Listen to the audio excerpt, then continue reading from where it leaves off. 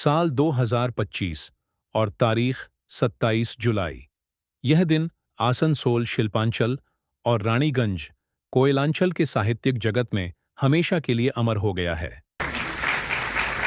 ये बहुत हमारे लिए गौरव का पल है कि देश के दो बड़े बुद्धिजीवी, लेखक, कहानीकार, आलोचक, उपन्यासकार और इस समय भारत के सबसे बड़े कहानीकार संजीव जी के हाथों शिव कुमार जी सम्मानित हो रहे हैं। दरअसल इस दिन वह परिघटना घटित हुई जिसकी हिंदी समाज से जुड़े लोगों ने कभी कल्पना नहीं की होगी।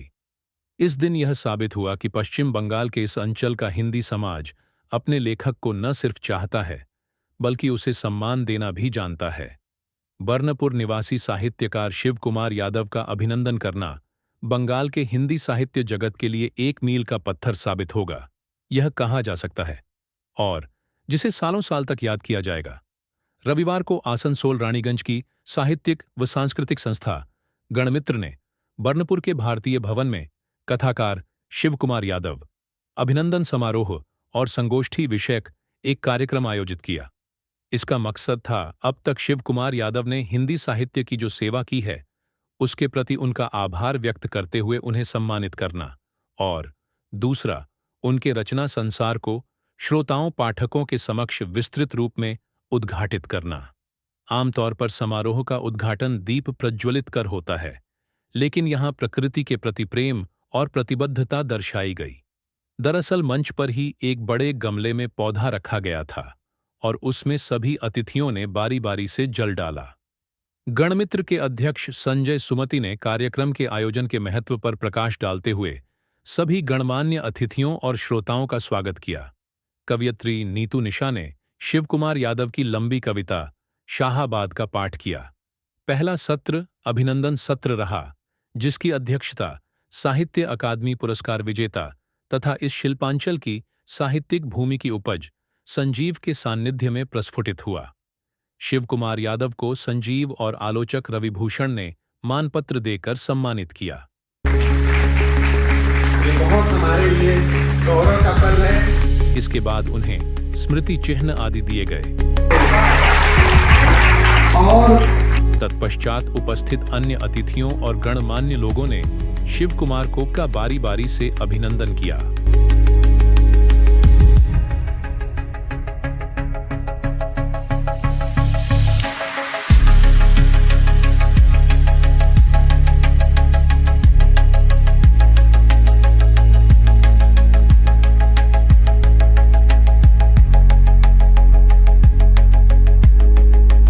समारोह के मुख्य अतिथि साहित्य अकादमी पुरस्कार विजेता कथाकार संजीव ने शिव कुमार यादव के श्रमिक से एक कथाकार बनने के जद्दोजहद और दोनों भूमिकाओं को शिद्दत से निभाने की जिजीविषा पर प्रकाश डालते हुए उनके साहित्य कर्मों की प्रशंसा की। शिव कुमार यादव जी मेरे आने के पहले शायद अगर मैं ना आया होता तो, और वो जो जिनका कवि मदन जी का मैंने नाम लिया वो ना आए होते तो ऐसी कविताओं का, साहित्य का कोई स्थान शायद न दिया हुआ होता। कहाँ कितनी सुंदर सुंदर कविताएं,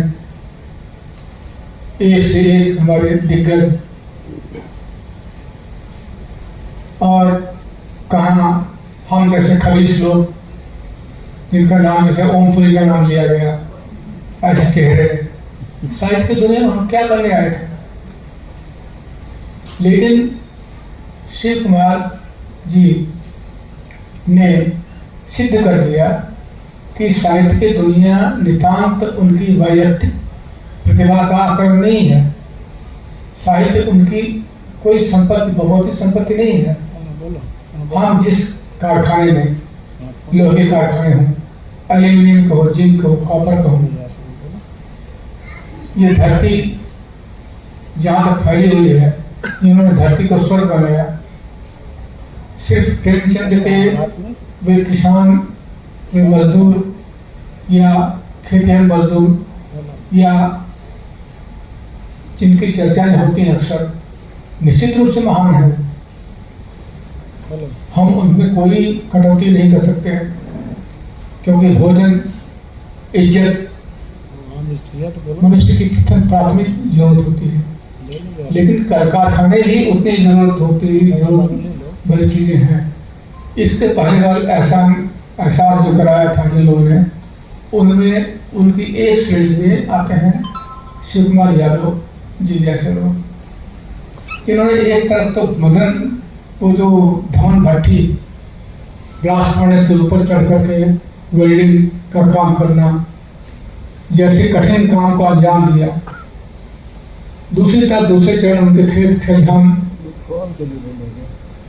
और वहाँ के संघर्ष, पीड़ादायी संघर्ष, शोषण के बहुआयाम जो प्रेमचंद के जमाने से शुरू हुए और न जाने कब तक चलते रहेंगे। लेकिन इन सबका जो एक परिवर्तन की दिशा में बढ़ता हुआ चरण है, उसको चूमते हुए जो काम चलती है, उससे हमारे साथ बाह रहे हैं शिव कुमार यादव जी। मैंने धमन भट्टी के बारे में पूछा कि आपने ब्लास्ट फर्नेस या आपने और चीज़ों के बारे में लिखा है? उन्होंने कहा बिल्कुल लिखा है धमन भट्टी और भी कुछ एक रचनाएं हैं। शिव कुमार यादव मेरे छोटे भाई होने के बावजूद वो मेरी तरह से उनमें जुड़े हैं और मैं समझता हूँ अभी भी उनको जो चीज़ें लुभावनी लगती हैं, उनको लुभावनी क्या लगता है, क्या क्या जैसे गाँव का पोखर, नहाती हुई कोई बसमतिया के और उस पर जो ये है, ये सब कुछ ठीक है, लेकिन कुछ चीज़ें जो छूट रही हैं उसको भी देखिए।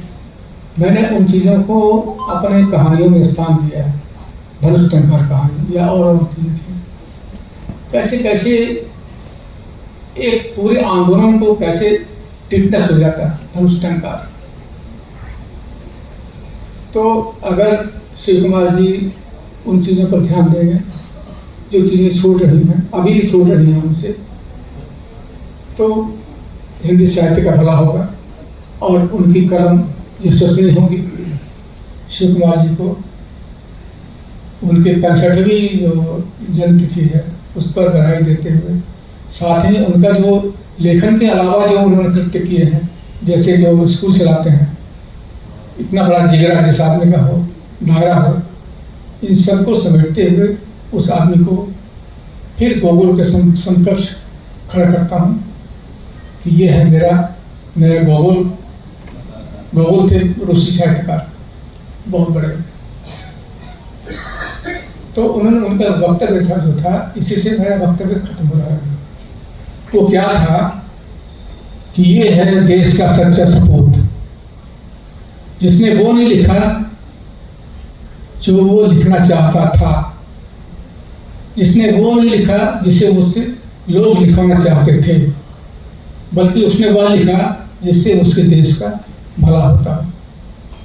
रांची से पधारे आलोचक रवि भूषण ने शिव कुमार यादव को संजीव की एक अनमोल कृति की संज्ञा दी और कहा कि एक श्रमिक का सर्जक बन जाना बहुत बड़ी उपलब्धि है। एक श्रमिक का सर्जक बन जाना यह भी अपने आप में एक बड़ी उपलब्धि है।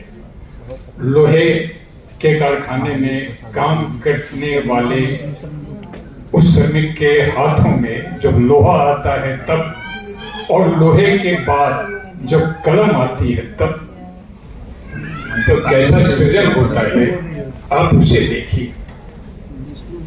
ये एक अद्भुत किस्म का सृजन है और इस पर अलग से विस्तार करने की आवश्यकता है, क्योंकि शिव कुमार यादव को मैं एक उदाहरण के रूप में, एक एग्जाम्पल के रूप में भी मैं देखता हूं। शारीरिक श्रम से मानसिक श्रम, रचनात्मक श्रम तक की यह जो अनवरत यात्रा है 21वीं सदी से की, मुख्य रूप से क्योंकि शिव कुमार जी का लेखन जो है वह 21वीं सदी का लेखन है।